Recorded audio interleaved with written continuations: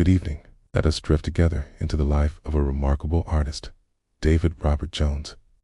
Known to the world as David Bowie, he was born on January 8, 1947, in Brixton, South London, England. From a young age, he showed an interest in music and art. At age 13, he began playing the saxophone, inspired by the sounds of jazz that floated through the clubs of London. His father worked in the boot manufacturing business. His mother cared for the home. It was a simple beginning that gave rise to a truly extraordinary life. As a teenager, David studied art, music, and design. He was fascinated by image, performance, and the idea of transformation. In 1962, he formed his first band, called the Conrads. It was the first step of many toward the creation of something greater. By the mid-1960s, he began to move from David Jones to David Bowie.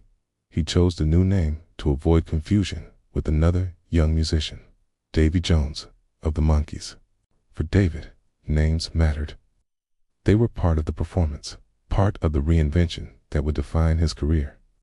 During this time, Bowie experimented endlessly, searching for a sound and a style that felt truly his own.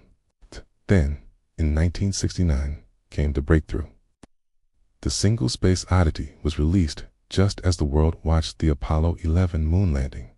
The song reached the top 5 in the United Kingdom, and suddenly, David Bowie was more than a musician.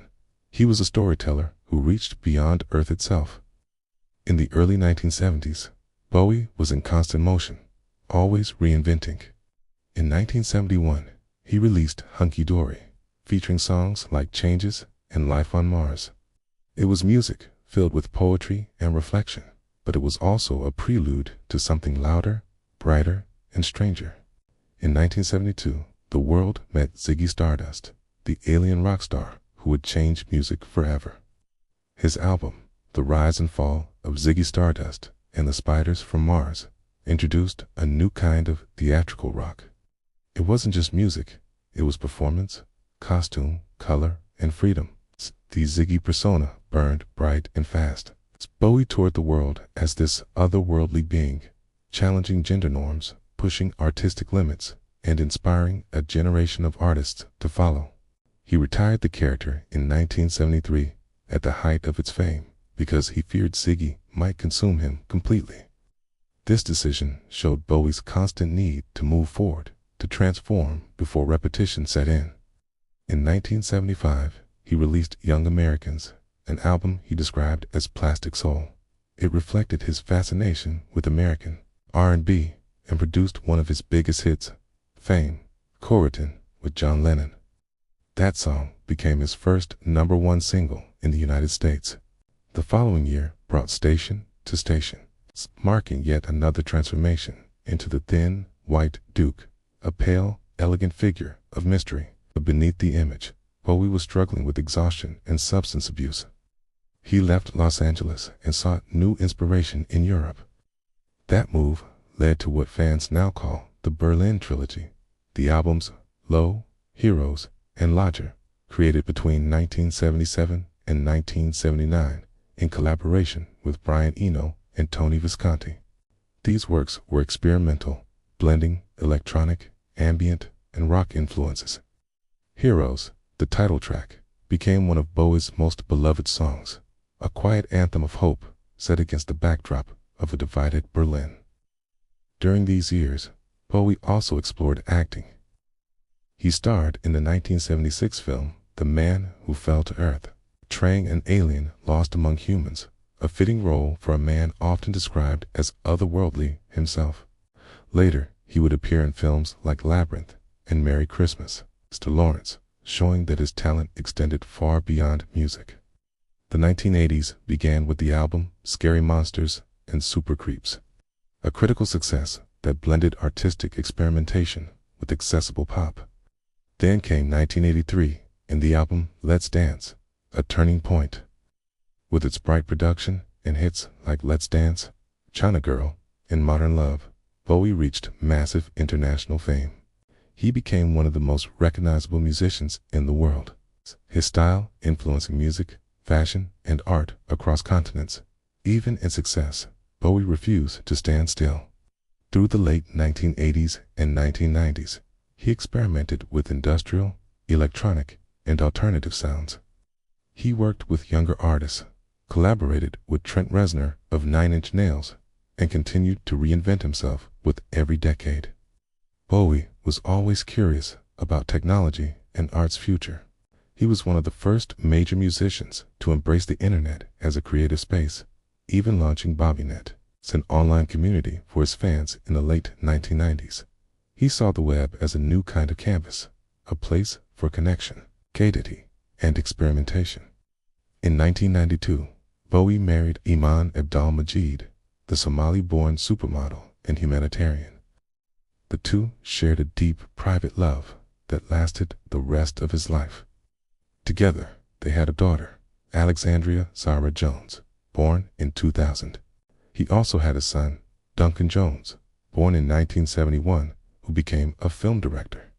By the early 2000s, Bowie had slowed his touring schedule after a health scare, but his creativity never left him. In 2013, after a decade of silence, he surprised the world by releasing The Next Day, a new album recorded in secret. It showed that the artist who had once been Ziggy Stardust still had stories to tell. Then, in January 2016, just 2 days after his 69th birthday, David Bowie released Blackstar. The album was dark, mysterious, and beautiful. No one outside his family and close circle knew he had been battling cancer for 18 months. 2 days later, he passed away quietly in New York City. Fans across the world mourned. Yet, in his final work, he had already left a message of transcendence, an artistic farewell wrapped in music, imagery, and symbolism. Blackstar wasn't a goodbye in words.